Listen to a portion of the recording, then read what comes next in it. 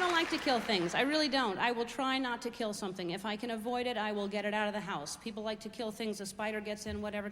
I will take a piece of cardboard and I will try my best to get it out the door if I can. I will, anything that's in the house. Not anything. Let me qualify that. That's like if it's a burglar or something, I'm not going to take a piece of cardboard. Out, out, out, sir. Sir, out. But a spider gets in the house, people want to kill the spider right away. Spider doesn't know you don't want it in there. It's not like you've posted signs all over the place, keep out spider, which to me would be very arrogant, assuming they only speak English.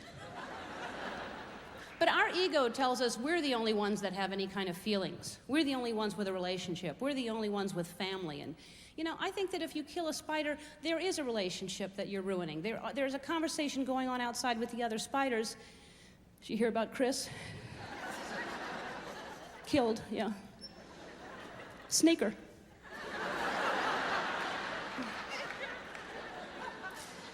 And now Stephanie has 900 babies to raise all alone.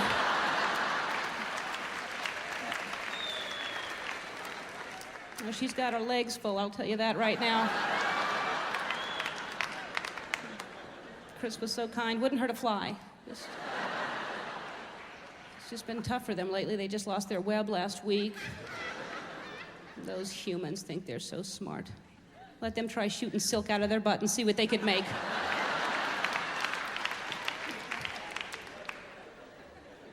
It's true. I mean, if you look at a spider web, that is magnificent to me. Look at a spider web and see what they can do. Look at a bird's nest and see what that is. That's just, at least nature uses every single thing they've got. We don't. We are capable of so much more, and we just don't use it. You know that Nelson Mandela quote, our deepest fear is not that we are inadequate. Our deepest fear is that we are powerful beyond measure. It is our light, not our darkness, that most frightens us. Blah, blah, blah, whatever he says.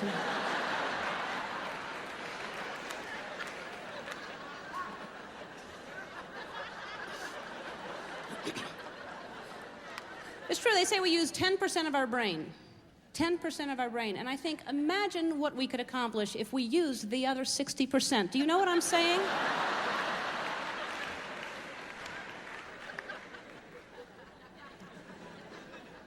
I like to think I'm smart, and then I'm constantly reminded, just left and right, that I'm just not as smart as... Every single time I drive my Toyota Land Cruiser into an underground parking structure, I duck. Every single time. Don't trust it. I'm losing my mind just slowly. The older I get, I'm doing things that are just starting to scare me. Like, I'll be walking out of the house, and I've just had a banana, so I've got a banana peel in one hand, I've got my car keys in the other hand. I go to the trash, I throw my car keys away, and I walk out with my banana peel. Constantly doing things like that.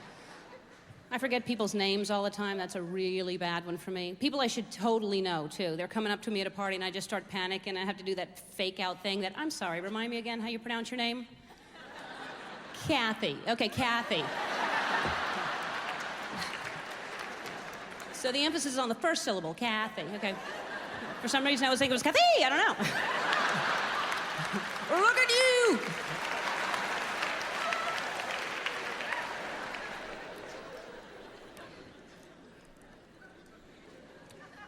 I have a hard time staying focused for long periods of time. I try, I really try, I do. Somebody's talking to me, and I'm there as long as I can possibly hold on, and then I just drift off. I don't know where I go, but I'm not here, just a mouth moving in front of me now. I just have no clue as to what they're saying. And then I realize I'm gone, and I don't know how long I've been gone. So I start to come back, and then I just catch the word leotard. I'm like, what the fuck? And I'm back.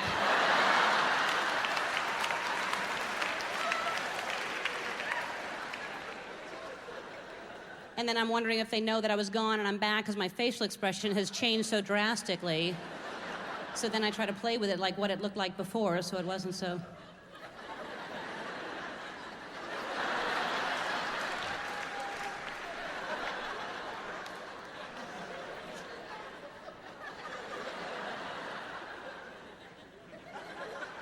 Still, I'm not listening because I'm worried about my facial expression and what that's looking like.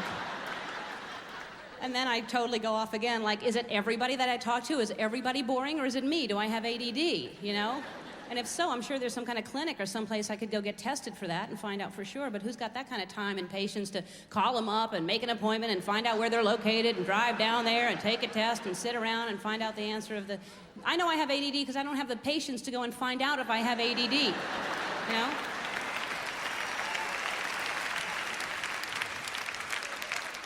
It's like people who take ginkgo biloba every day. If you can remember to take it every day, you don't need it.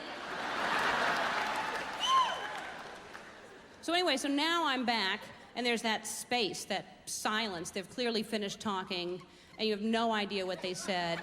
So they have to do that fake out thing to just,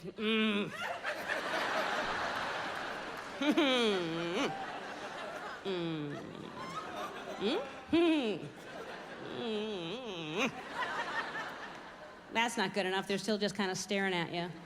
Do what I do. If I can help you out, I'm pleased to do it because I know it's an awkward situation for all of us. I always say something about Gloria Estefan.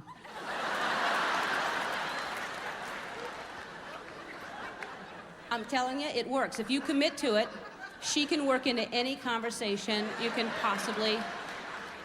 They could be like, what's that got to do with copper plumbing? And you're like, well, Gloria Estefan is the copper plumbing of the music industry is all. I mean, look at her. She's beautiful, durable, reliable, indestructible. Look how she came back after that bus accident. Are you going to debate me on this?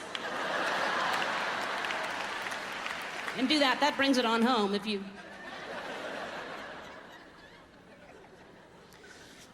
I think people talk too much anyway. Talk. Sometimes people are talking in my mind. I'm like, shut up, blah, blah, blah, blah. Right? People are... All right. Yeah. Now you're with me.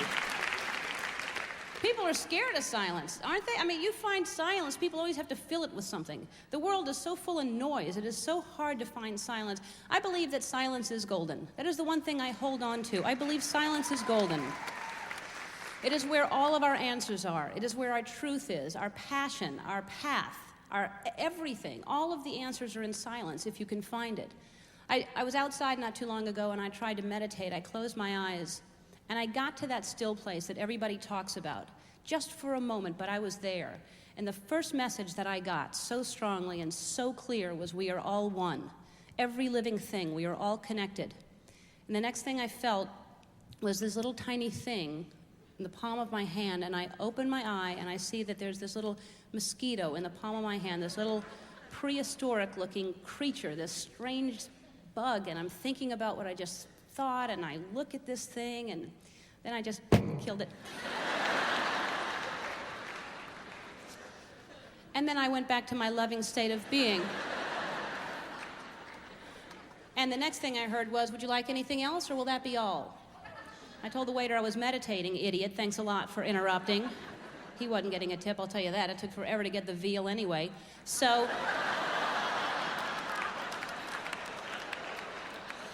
I decided an outdoor cafe was not the place to be spiritual. People are too rude and stupid. So I left, and I start walking to my car, which was like 3 blocks away, because the parking situation is crazy, because the world is overpopulated with the wrong kind of people. So anyway, and back to the loving place, and I'm walking. And I see my car, and I see a meter maid standing at my car writing a ticket. And I'm like, oh, please, wait, stop. Please don't write the ticket. I'm here. And she's like, oh, I'm sorry, but you're parked illegally in front of a fire hydrant. And I'm like, oh, illegally in front of a fire hydrant. You know. And she's like, please stop talking to me that way. And I'm like, what way? You know. It was fun. And so, I said, please be compassionate, don't give me the ticket, I'm here. And she said, oh, I'm sorry, I've already started writing, I can't stop. Oh, that's how it works, you've already started writing, so you can't stop? Okay, well, I would like to not hit you, but my fist is already in the air, okay? And back to the loving place, and so I get in my car, and I lit up a cigarette and prayed. To where I would be led, and I heard drive, and it was her. I'm like, all right, you know. And so So start driving, and it's so hard to drive and be compassionate and loving, because the way people drive is just enough to, I'm telling you, I was behind somebody, they were going so slow, I could have gotten out of my car and walked around and going, sorry to have to pass you, but you're going a little too slow, you know. Anyway, so I went to go around them to give them that I hate you look. How else are they going to learn? Yeah. Right? Yeah. It's up to us. And so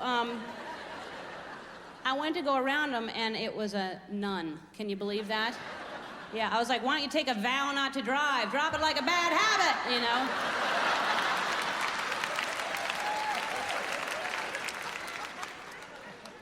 And back to the loving place, and again, praying to where I would be led, and then I see a health food store just right there, appears right before my eyes, and I thought, well, that seems spiritual. I've never been in a health food store before, you know.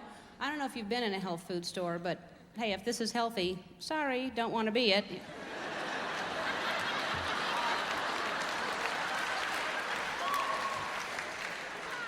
Oh, I aspire to be you, yeah. They're so proud of themselves, too. Guess how old I am? I don't know. Guess how old I am? 30? I'm 16, but the point is I've never had dairy. Okay, whatever.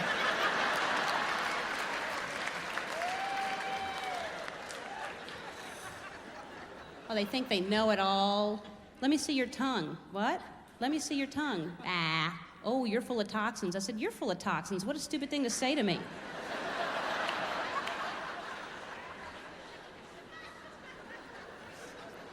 I needed a herb for something inside of me, like a spleen or something that's inside, because something needed something because of something that happened. And so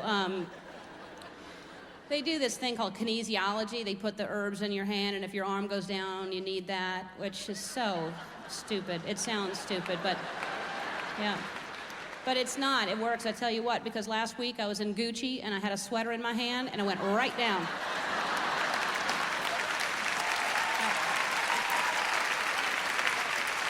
Yeah.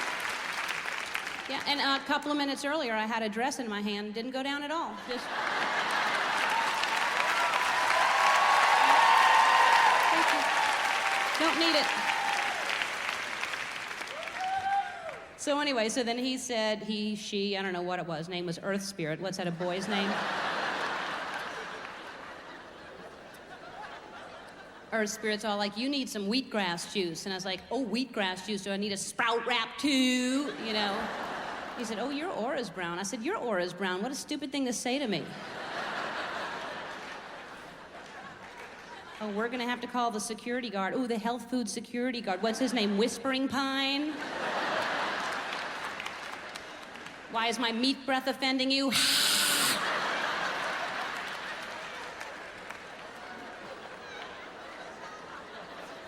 So anyway, they kicked me out. I left, and so I'm driving again back to the loving place and praying to where I would be led. And then it hit me. Okay, you're out of rum. So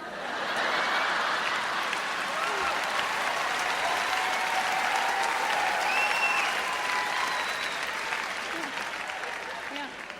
If you're quiet, it'll come. So I went to the liquor store, and no parking ever, you know, so I had to park across the street in some parking lot, because again, you know, wrong kind of people. And so, so I go into the liquor store and I get my rum and a pack of smokes and some rolling papers, and yeah, right on. So, peace. And so,